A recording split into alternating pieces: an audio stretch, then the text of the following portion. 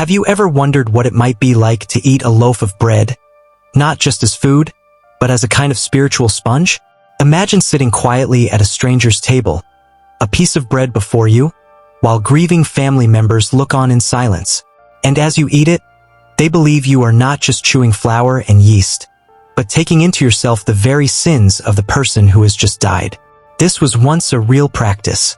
These unusual figures were called sin-eaters, and though their story feels almost unbelievable today, in certain corners of Britain and Wales, it was, for a time, a small but serious part of the death ritual. To understand sin-eaters, we need to step back into the world of early modern Europe. Picture a village in the Welsh borderlands in the 17th or 18th century. The houses are simple, stone walls, thatched roofs, the faint smell of wood smoke clinging to every beam. Life is difficult. Most people are farmers or laborers. Illness is frequent. Death, sadly, is always close at hand. And yet, with death came traditions. People believed that the soul of the dead could be weighed down by sins not confessed or forgiven in life.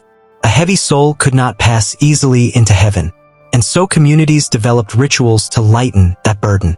For Catholics, confession, prayers, and masses for the dead offered comfort. But in more rural, Protestant regions, where formal church structures were weaker, a folk practice appeared, hiring a man, sometimes poor and desperate, to carry away sins with a simple meal. That man was the sin-eater. Accounts describe the ritual in remarkably consistent terms. The sin-eater would arrive at the house of the deceased, usually someone he did not know personally. A piece of bread and sometimes a bowl of ale or beer would be placed upon the chest or beside the body. After a short prayer, or sometimes in total silence, the bread would be given to the sin-eater. He would eat it slowly, washing it down with drink, as the family looked on. The belief was not metaphorical. People truly thought that the sins of the dead were absorbed into the bread, and when the sin-eater swallowed it, he carried those sins into himself. The soul of the deceased would then be free, unburdened, able to rest more easily in the afterlife. It sounds strange to us, but in a way, it made emotional sense. It gave the living a feeling that something had been done, that their loved one was not trapped or suffering. The ritual offered closure. The sin-eaters themselves, however, lived very different lives. They were often shunned by their neighbors, tolerated only when needed. To eat the sins of others was not an honor. It was a stigma. Imagine being seen as a walking vessel of everyone's worst deeds. A man who carried with him a collection of small, invisible shadows. Villagers might cross the street to avoid him, whisper about him, or even treat him as cursed. And yet, for a poor man with little else, the role provided a meal and a small payment. Some accounts suggest that sin-eaters charged only a few pennies. Others may have done it simply for the food. For them, it was survival. It is worth remembering that Europe at the time had other rituals involving food and death. In parts of Germany, cakes called soul cakes were baked and given to the poor, who in return prayed for the souls of the dead. In England, funeral biscuits were wrapped in black-edged paper and handed out to mourners. Food and the afterlife were deeply connected. The sin-eater was simply one of the most unusual expressions of that link. Tracing the history of sin-eating is not straightforward. The earliest mentions appear in the late 16th and 17th centuries, particularly in Wales and the English border counties like Herefordshire and Shropshire. By the 18th century, writers described the practice with curiosity, sometimes with horror. A Welsh antiquarian named John Aubrey recorded stories of sin-eaters, noting how they were called upon in rural areas even as the wider church condemned the practice as superstition. By the 19th century, references to sin-eaters become fewer, though travelers' journals and folklore collections still speak of them. One of the last recorded instances is from 1893 in Shropshire, where a man is said to have performed the rite. After that, the practice seems to vanish, slipping into memory and legend. But what did it feel like, on the ground, in those quiet village rooms? Imagine, for a moment, being there. The candles are dim.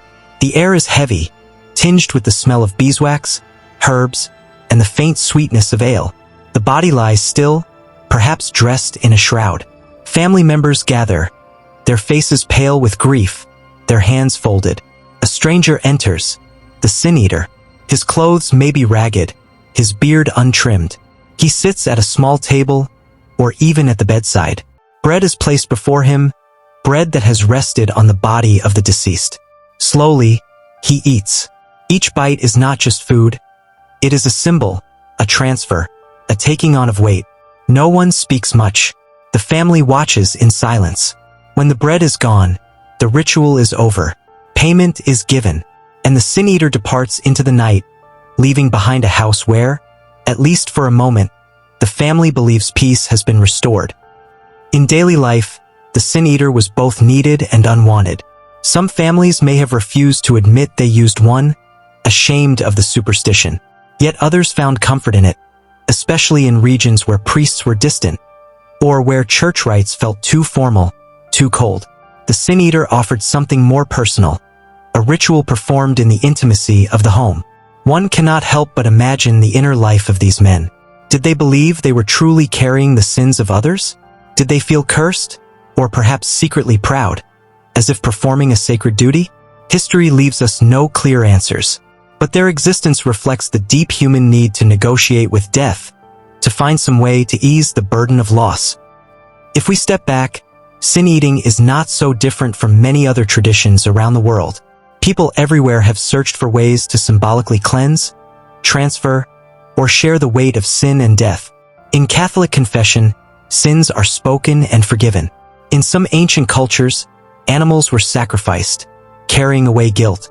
In others, rituals of water, fire, or incense purified the soul.